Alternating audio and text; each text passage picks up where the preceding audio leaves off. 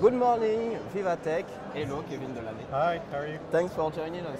Happy to be here. You're the co-founder and editor-in-chief of Quartz, a digital news site created in 2012. Yeah. And to be more specific, it's a business digital news startup, but for all of people who are listening, I want to know what is the difference between digital site newspaper like the Wall Street Journal and Quartz for you. Yeah, so the idea, so I worked at the Wall Street Journal for many years, for 16 years, and actually there's an opportunity to, with Quartz, create something that had a lot of the same attributes as an organization like the Wall Street Journal or Les Echos or The Economist or the Financial Times, but that was purely digital. And so we created something that is global in scope. We have journalists, we have over 100 full-time journalists on 5 different continents. Our staff speaks 60 different languages. So we're doing quality journalism that's actually looking across the world. At the same time, it's actually digitally native. And so what this means is that we actually write and design our products with the mobile experience as the primary expectation that how people will be reading us. This is a real difference between Quartz and the Wall Street Journal or Les Echos, because all these economic newspapers are digital too and have some apps. So how can I, what should I read when I will go to on Quartz and on the Wall Street Journal? Yeah. What will be the difference? So they're basically three differences.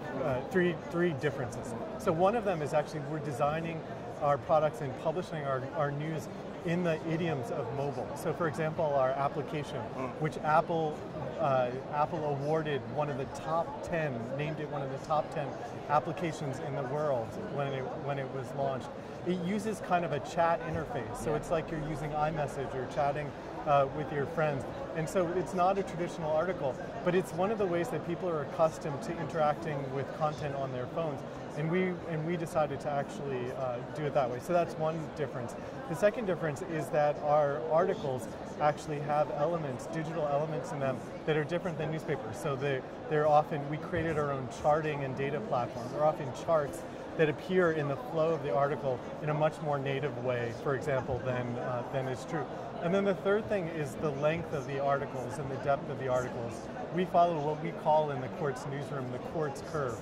And articles are generally short and easily read and shared, or they're longer and there's a real payoff for the reader in terms of narrative, in terms of analysis, in terms of reporting. We don't actually write as many of the 800-word articles that are the standard unit of production of a normal... Just short stories many of the time. Short or long, actually. But you don't have any sections, I mean like a tech or something like that. So what we do have is what we call obsessions. And the idea is that some of the most interesting coverage, some of the most interesting topics fall between traditional sections, whether it's tech or business or finance or those sort of things.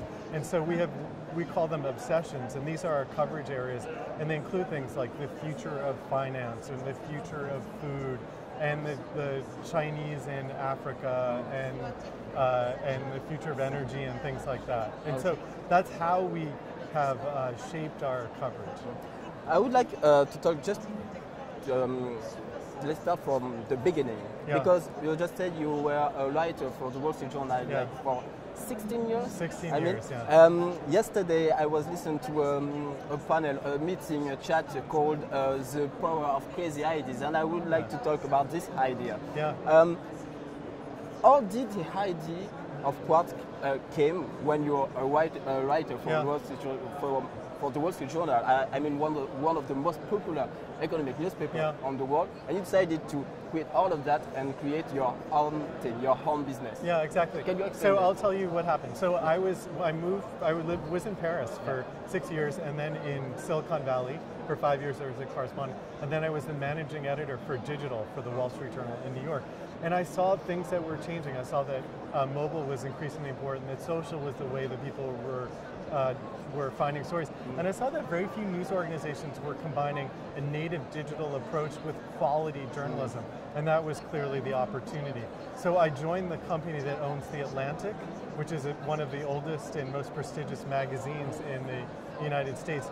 And they had this idea that maybe there was an opportunity next to the Atlantic to create a sister news organization that was more business focused, that was more global.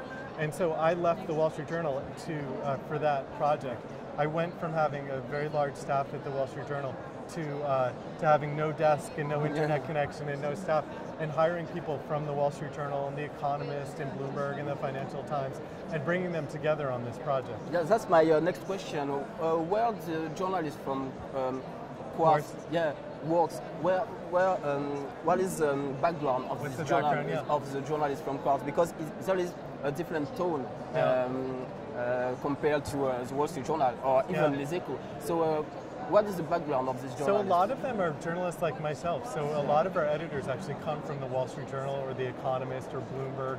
We have a number of people on our staff, at least half a dozen, who have either been editor-in-chief or managing editor at other publications, but they've joined Quartz as a passion project. They're driven by this mission to actually do great journalism that's digitally native. And then we have a staff of reporters who have diverse backgrounds. So they're either people who are early in their careers. A lot of our journalists actually have expertise in other areas. So our lead science writer, Akshat Rathi, has a PhD in chemistry from Oxford. One of our lead finance writers, Alison Schrager, has a PhD degree in economics from Columbia University. Mark Bain, who covers fashion, worked in the fashion industry. So we value expertise, and there's some people who don't have traditional journalism backgrounds, but who clearly bring a knowledge of the subject matter. And then we work together to write things that bring this tone that you're talking about. We try not to take ourselves too seriously. We want to be bracingly creative and smart, and we want to have a global view in every single thing that we write. So the result is to finish. I have some numbers for that. Quartz has 20 million readers? Yeah, we have 20 million readers each month on this website? Just on our website. Okay. Almost 1 million people who downloaded the app, the mobile app. Yeah, over 1 million. Yeah, 500,000 people who have subscribed to your email newsletters. Yeah, even more actually. So how could you explain that, this success? And is it about innovation? Is it about a different tone, this different tone, or just the innovation? How could you explain? I would say that there are three things. So the first thing is that, unlike a lot of news organizations, the product and the engineering and the journalists actually work very closely together. So we all sit in the same area of the building. And what this means is that our product is very kind of organically creative in a way that's hard for news organizations to do. I think the second thing is that we're really focused on the user and less we're less beholden to traditional ways of thinking about things, because we're trying to figure out, well, if users are chatting on their phones, could we provide them with news in a chat idiom, in a chat interface? That's the sort of thing that we're thinking about. And then the third thing is that we're very global. As I said, our staff speaks close to 60 different languages, and we look at the world very broadly, because we know that some of the most important things that happen don't actually happen necessarily in the same country as you live in. They might take place across the world. And so I think you combine all of these things, and we've managed to reach this class of business readers, young business professionals basically, around the world, who are post-national, who are interested in the future, who are fluent in technology and design. And there's a big number of them, and I think this is only the beginning for Quartz. Okay. Just to finish, what is the next chapter for Quartz? Yeah, the next chapter for Quartz is we're continuing to push our products as a way to reach our readers. And so among the things we're doing is we're relaunching our website very soon on a technology platform. It's very, very fast and much more optimized based on what we know for readers.